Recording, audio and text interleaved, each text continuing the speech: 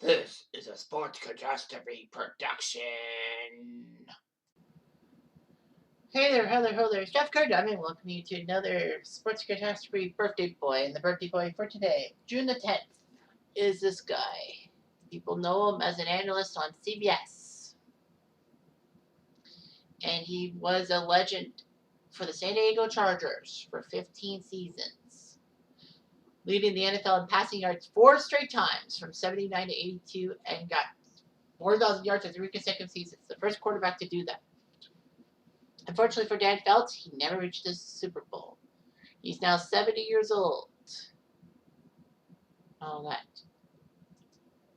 He was an unknown guy when he had a scholarship from the University of Oregon. It was amazing. I mean, to play for Oregon, which really wasn't really much of a school when you think about good quarterbacks.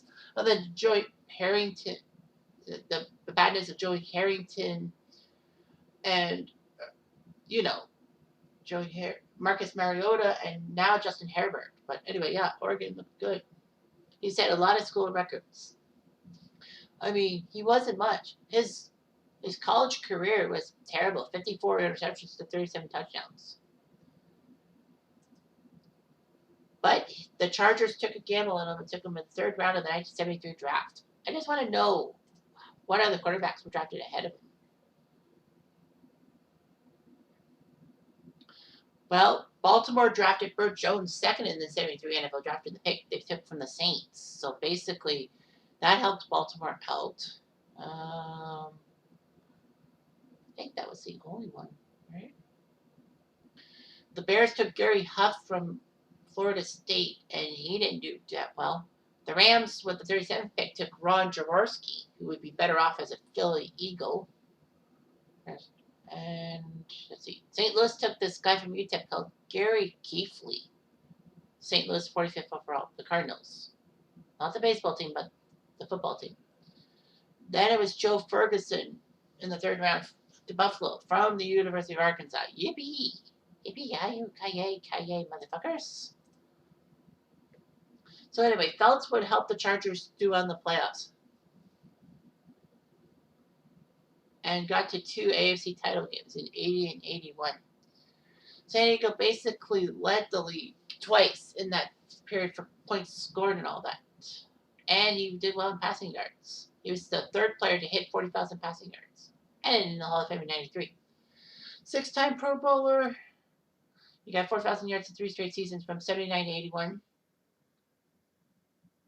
He helped the NFL do well. And the passing yardage. It also helped that, the NFL tried to make things more offensive by making sure defensive players didn't cock block receivers. So that was amazing and all that. When Dan Feltz in 1979 broke the record for most passing yards in a professional thing. And then Dan Marino broke Feltz's record just a few years after his last season of getting 4,800. So anyway, Feltz ended up being runner-up in 1979 for the MVP behind Earl Campbell. Basically, he would be throwing a lot of touchdowns and all that, which was pretty good and all that. He was actually the NFL MVP, or could have been the NFL MVP, but they decided to go with Mark Mosley for the 82 season. That was kind of pathetic, don't you think? That a kicker won the NFL MVP. It could have been Dan Feltz. It should have been Dan Feltz. Feltz didn't really have much of a time with the Chargers until Don Coryell came in 1978 and basically changed the Chargers' fortunes by making an air raid pass offense, if you will. Eric Coryell, basically the deep passing game, and they thought that it's tight end as a receiver and all that.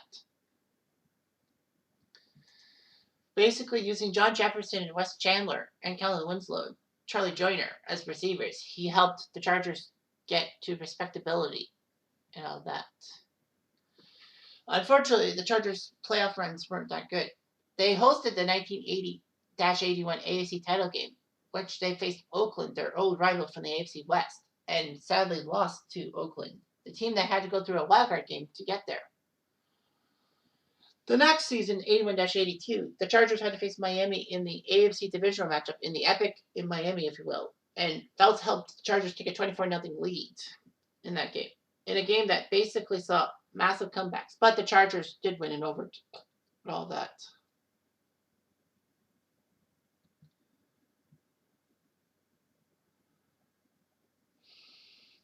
However, the Chargers basically went from extreme heat in Miami to the next week extreme cold in Cincinnati in the Freezer Bowl. In fact, the temperature change was 92 Fahrenheit between Miami and Cincy. So that's huge.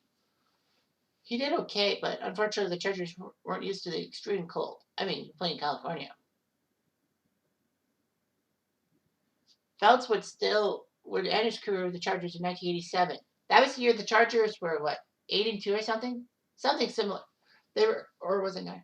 The Chargers were in good position to get to the playoffs. And, in fact, people were picking them to get to the Super Bowl in 1988, which was in their home stadium of Jack Murphy Stadium. And a lot of people said that's a big jinx because you don't play, if you play in a stadium that's hosting a Super Bowl, you're not getting there.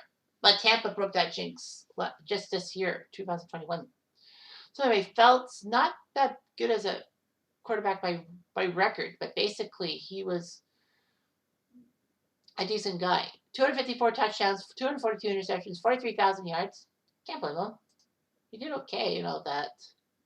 His number 14 is retired by the Chargers. Obviously, it would be. Why wouldn't it be? He has a lot of Chargers records. Passing yards in a year, 4,800 in 1981.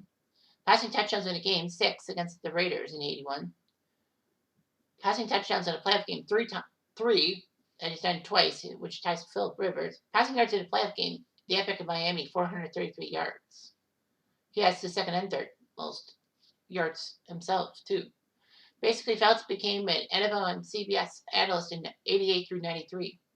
He worked with a lot of play-by-play guys. Dick Stockton, James Brown, Vern Lundquist, Brad Nessler. Brad Nessler was on the NFL and CBS? Jim Nance, Jack Buck, and Tim Bryan. Felts decided to become a sports anchor in San Francisco. But then he would return to network TV as an analyst in 97, alongside Brent Musburger. Dan Felts actually was in The Waterboy with Adam Sandler. He and Musburger appeared in the film as ABC's broadcast team for the fictitious Bourbon Bowl game on New Year's Day. That's amazing. Felts would go into the Monday Night Football group with Al Michaels and Dennis Miller.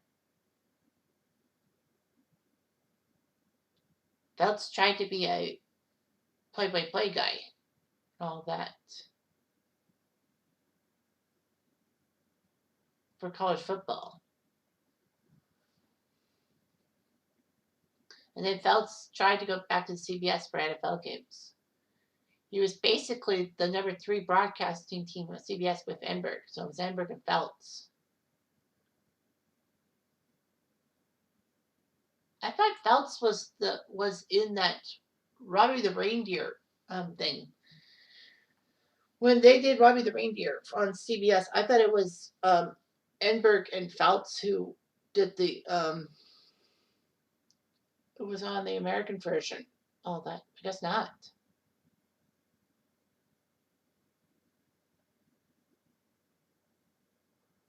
And Felts would team up with Ian Eagle. All that. Felts was in NFL Game Day 2004, which was pretty good. NCBS parted ways with Felts in 2020. My buddy Bill was not too happy with that. So anyway, NFL Game Day 2004 was pretty good. I have the PS2 version. It's pretty good. Like, you got like retro teams, like all-time teams. Although you can't really do roster work on those teams. I tried. And basically you get like old Super Bowl stadiums from the past. Like you can play where Super Bowl 5 or 19 or something. I've done YouTube videos on that. So I think it's kind of cool. Oh, they did NFL Game Day 2005?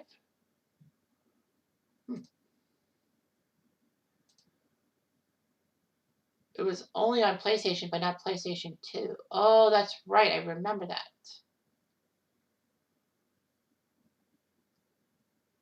That's right. I remember that. So, yeah, I remember that. I'm being a little pissed off. Why would they put it on PlayStation, but not PlayStation 2? Yeah, NBC did it.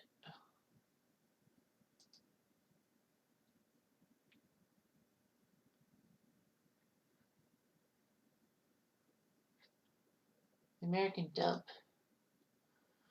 Oh, it's Enberg. It's Enberg and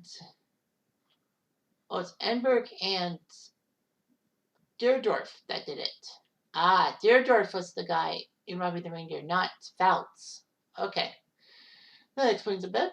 All right, so great job by Dan Fouts. He's still a Chargers icon, and Nick Rice will agree with me that he is an icon for Chargers. Anyway, I'm Jeff Diamond. I do.